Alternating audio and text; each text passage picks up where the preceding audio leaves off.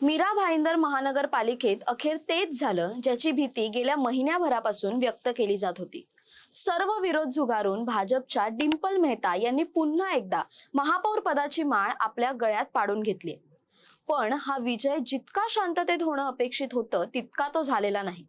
एकीकडे डिंपल मेहता यांची महापौरपदी निवड झाली आणि दुसरीकडे महापालिकेच्या बाहेर मात्र मराठी महापौरच हवा या घोषणांनी आसमंत दुमदुमून गेलाय। भाजपचा हा निर्णय म्हणजे मराठी माणसाच्या जखमेवर मीठ चोळण्याचा प्रकार आहे का? आज मीरा भाईंदरच्या रस्त्यांवर पोलिसांचा अभेद्य वेढ आहे, कारण मराठी एकीकरण समिती आणि मनसेने महापालिकेवर धडक मोर्चा काढलाय। परवानगी नाकारली, नोटीस बजावल्या तरीही मराठी अस्मितेचा हा महापौर थांबायला तयार नाहीये। डिंपल मेहतांच्या निवडीनंतर नेमकं काय घडलं? का हे शहर आज मराठी विरुद्ध अमराठी अशा संघर्षात होरपळून निघतंय? जाणून घेऊया या व्हिडिओच्या माध्यमातून। नमस्कार, मी संचारी आकेरकर आणि आपण पाहताय टाइम महाराष्ट्र। सकाळी 10 वाजल्यापासूनच मीरा भाईंदर महापालिका परिसरात तणाव होता। भाजपने एक हाती सत्ता मिळवल्यामुळे डिंपल मेहता यांचा विजय निश्चितच होता।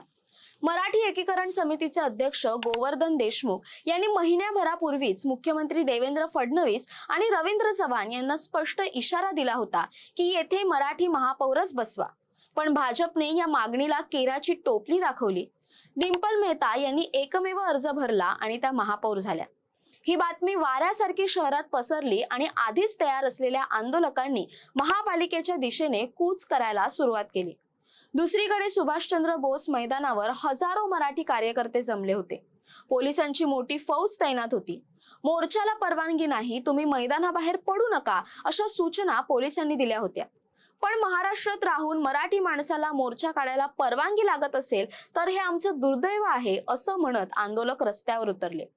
गोवर्धन देशमुख आक्रमक झाले। त्यांनी थेट नरेंद्र मेहतांवर घराणेशाहीचा आरोप केला। डिंपल मेहता दुसऱ्यांदा महापौर का? शहरात सक्षम मराठी चेहरा भाजपला मिळाला नाही का? की जाणीवपूर्वक मराठी माणसाचं खच्चीकरण केलं जातंय? या प्रश्नांनी आंदोलनात आगीत तेल ओतण्याचं काम केलं। या वादाच्या मुळाशी आहे मीरा भाईंदरचं बदललेलं स्वरूप। हे शहर आगरी कोळी समाजाचं, मराठी माणसांचं, पण गेल्या 20 वर्षात इथे बिल्डर लॉबी आणि अमराठी मतदारांच्या जोरावर राजकीय गणितं फिरवली गेली। आज मराठी माणूस इथे अल्पसंख्याक झालाय। जेव्हा एखादा समाज आपली राजकीय ताकद गमावतो तेव्हा त्याची संस्कृती आणि भाषाही धोक्यात येते। मांसबंदी सारखे निर्णय जेव्हा लादले जातात तेव्हा इथल्या स्थानिकांना जाणीव झाली की जर सत्तेच्या खुर्चीवर आपला माणूस नसेल तर आपल्याला दुय्यम वागणूकच मिळणार। म्हणूनच आजची ही गर्दी केवळ एका निवडीच्या विरोधात नाही, तर ती गेल्या अनेक वर्षांच्या अन्यायाविरुद्धचा उठाव आहे। अर्थात आमदार नरेंद्र मेहता गप्प बसलेले नाहीत।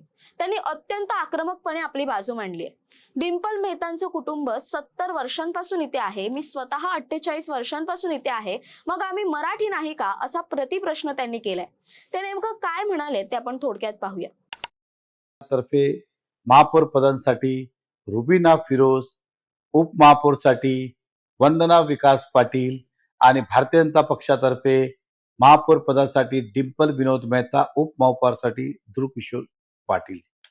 आता काही लोकांनी ह्याचं विरोध तयार केलं की भारतीय जनता पक्षाने मराठी महापौर दिलं नाही। मी सर्व मराठी माणसांचा आदर करतो, सन्मान करतो, महाराष्ट्रप्रती अभिमानच आहे, सन्मानच आहे, परंतु फक्त भारतीय जनता पक्षावर टीका टिप्पणी का? काँग्रेस आणि शिवसेनाने रुबीना फिरोज दिला त्याच्याबद्दल कोणी एक शब्द बोलत नाही। कोणाचं बहुमत आहे, कोण निवडून येईल हा नंतरचा भाग आहे, परंतु तुम्ही ज्यावेळी उमेदवारी अर्ज भरला तर फक्त भारतीय जनता पक्षाला टार्गेट केलं जातोय मनसे पार्टी तर्फे आणि त्यांच्यासोबत काही संस्था मार्फत। याचा आम्ही निषेध व्यक्त करतोय, कारण की आपलं काय म्हणणं आहे की डिंपल विनोद मेहतांपेक्षा रुबीना फिरोज चालेल आपल्याला। आता रुबीना फिरोज संदर्भात आपण एक शब्द बोलत नाही, केवळ आपण डिंपल विनोद मेहता बोलतो की आपल्याला मराठी महापौर पाहिजे। मागच्या वेळी सुद्धा आपण बघा, डिंपल विनोद मेहता ज्यावेळी महापौर झाले पहिला काम काय केलं, या भूमिपुत्र आगरी समाजाला 1.5 एकर जमीन दिली। त्याने आपल्या समाजाला नाही घेतली। आगरी समाज एका वेळी मीरा भाईंदर मध्ये 50-40 नगरसेवक आगरी आणि कोळी समाजातले होते। ते स्वतः मराठी समाजासाठी काही करू शकले नाही, परंतु डिंपल विनोद मेहता आली तर त्यांनी भारतीय जनता पक्षाच्या माध्यमातून आगरी समाजाला 1.5 एकर जमीन दिली। तर मराठी माणसाचा सन्मानही आहे, आदरही आहे, म्हणून ती 1.5 एकर जमीन दिली। त्यानंतर बौद्ध समाज असतील, दलित बांधव असतील, त्यांना वारंवार बुद्ध समाजात बौद्ध विहारचं आमिष दाखवून त्यांच्याकडनं मतं घेतली. परंतु डिंपल विनोद मेहताने आल्यानंतर बौद्ध विहार प्रत्यक्ष रूपे बांधलं. तर ती काय मराठी माणसं नव्हती का?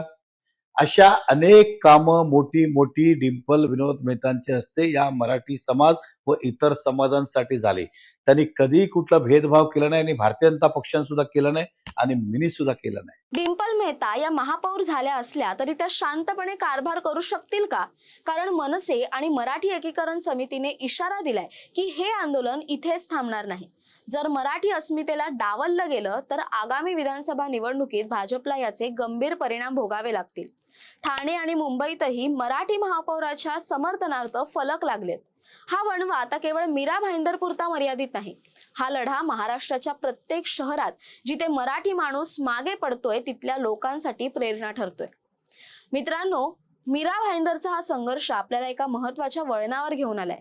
विकास महत्वाचा आहेच, पण तो विकास आपल्या संस्कृतीच्या आणि भाषेच्या मुळावर येत असेल तर त्या विकासाचं काय करायचं? आज डिंपल मेहता खुर्चीवर बसल्यात, पण इथल्या मराठी माणसाच्या मनातील विश्वास त्या जिंकू शकतील का? सत्तेच्या या खेळाने शहरात जी मराठी विरुद्ध अमराठी दरी निर्माण केली आहे ती कधी भरून निघेल? तुमचं मत काय आहे आम्हाला कमेंट करून नक्की कळवा. डिंपल मेहतांची निवड योग्य आहे की मराठी महापौर ही मागणी रास्त होती? कमेंट्स मध्ये आम्हाला नक्की सांगा. हा व्हिडिओ जास्तीत जास्त लोकांपर्यंत पोहोचवा आणि टाइम महाराष्ट्राला सबस्क्राईब करायला विसरू नका.